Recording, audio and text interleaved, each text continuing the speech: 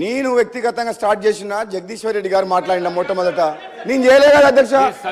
అధ్యక్ష వాళ్ళు అడిగిందని చెప్తున్నా, ఒక్క నిమిషం అధ్యక్ష. సభలో నన్ను సోదరుని పట్టుకొని ఇద్దరిని పట్టుకొని ఏకవచనంతో ఒక్కసారి ఇద్దరిని, ఆయన మంత్రి హోదాలో ఉన్న మనిషి, ఆయన ఎంత హుందాగా మాట్లాడిండు వెంకటరెడ్డి గారు. నేను మెయిన్ స్పీకర్ని ఈరోజు సబ్జెక్ట్ మీద నేనెంత మాట్లాడుతున్నా, మా ఇద్దరిని ఉద్దేశించి ఆ విధంగా మాట్లాడము ధర్మమా అధ్యక్ష? అది నోటికొచ్చినట్టు పార్టీ మారిందంటే మీలాగా అధ్యక్ష ఒక్క నిమిషం అధ్యక్ష మీరు వినాలి.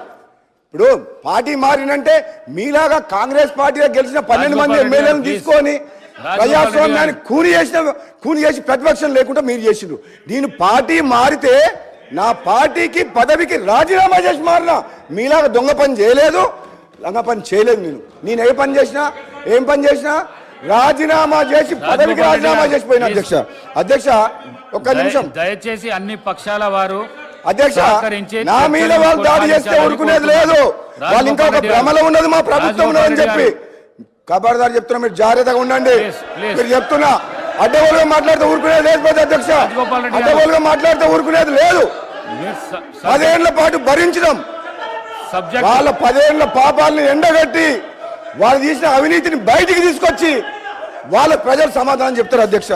అధ్యక్ష నేను చెప్తున్నా, ఈయన అప్పులు చేసినామని అంటుండ్రు, విద్యుత్ సంస్థలు అప్పులు చేసినామని అంటున్నారు. తప్పు లేదు. మన రాష్ట్ర అభివృద్ధి కోసం, పవర్ ప్లాంట్ల కోసం ప్రాజెక్టుల కోసం అప్పులు చేస్తే నష్టం లేదు అధ్యక్ష, నష్టం లేదు.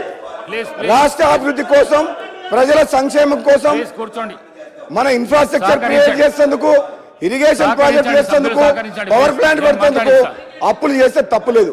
కానీ అనవసరంగా యాదాద్రి పవర్ ప్లాంట్ కట్టొద్దు అని చెప్పిండ్రు. అది 7 రూపాయలకు 8 రూపాయలకు ఒక యూనిట్ ధర వస్తుంది Yadadri power plant. Kaleshwaram project వద్దు అని చెప్పిండ్రు. అనవసరంగా మిగులు బడ్జెట్తో ఉన్న రాష్ట్రాన్ని అప్పులు చేసి రాష్ట్రాన్ని అప్పుల పాలు చేసింది. నిజంగా వీళ్ళు వేరే రాష్ట్రాలతో పోలుస్తారు అధ్యక్ష. మన రాష్ట్ర పరిస్థితి వేరు. మనకు మిగులు బడ్జెట్ తోడు ఉన్న రాష్ట్రం సోనియా గాంధీ తెలంగాణ పార్టీ ఇచ్చింది. అయితే కాంగ్రెస్ పార్టీ తెలంగాణ ఇచ్చినప్పుడు ఎట్లుండే మిగులు బడ్జెట్ ఉండే, మన అప్పులు ఎందుకు చేశారు అధ్యక్ష? అప్పులు చేయాల్సిన అవసరం ఏముంది? మనకు హైదరాబాద్ నగరంలో బోలెడంత ఆదాయం వస్తుంది. సంక్షేమ పథకాలు కానీ అభివృద్ధి కానీ మనం 1 by 1 చేసుకుంటూ పోవచ్చు. కానీ కేవలం కమిషన్ల కోసం, కాంట్రాక్టర్ల కోసం ప్రాజెక్టులు కట్టిన చరిత్ర వీళ్ళది అధ్యక్ష. అప్పులు ప్రజల కోసం అప్పులు చేయలే, అభివృద్ధి కోసం అప్పులు చేయలే. అభివృద్ధి పేరు మీద కమిషన్ల కోసం అప్పులు చేసి 1000 కోట్లు దోచుకున్న చరిత్ర ఈ టిఆర్ఎస్ పార్టీది అధ్యక్ష. టిఆర్ఎస్ పార్టీ నాయకులు అభివృద్ధి కోసం అప్పులు చేసామంటారు. అభివృద్ధి కోసం అప్పులు చేస్తే పోతపోయి ఎవరిని బెదిరిస్తుండ్రు అధ్యక్ష? నేను చెప్తున్నా అధ్యక్ష, జగదీశ్వర్ రెడ్డి వీళ్ళు ఇట్లా డిస్టర్బ్ చేస్తే రెడ్డి గారు మాట్లాడండి, మీరు మాట్లాడండి. ఒక్క నిమిషం జగదీశ్వర్ రెడ్డి గారు మాట్లాడండి.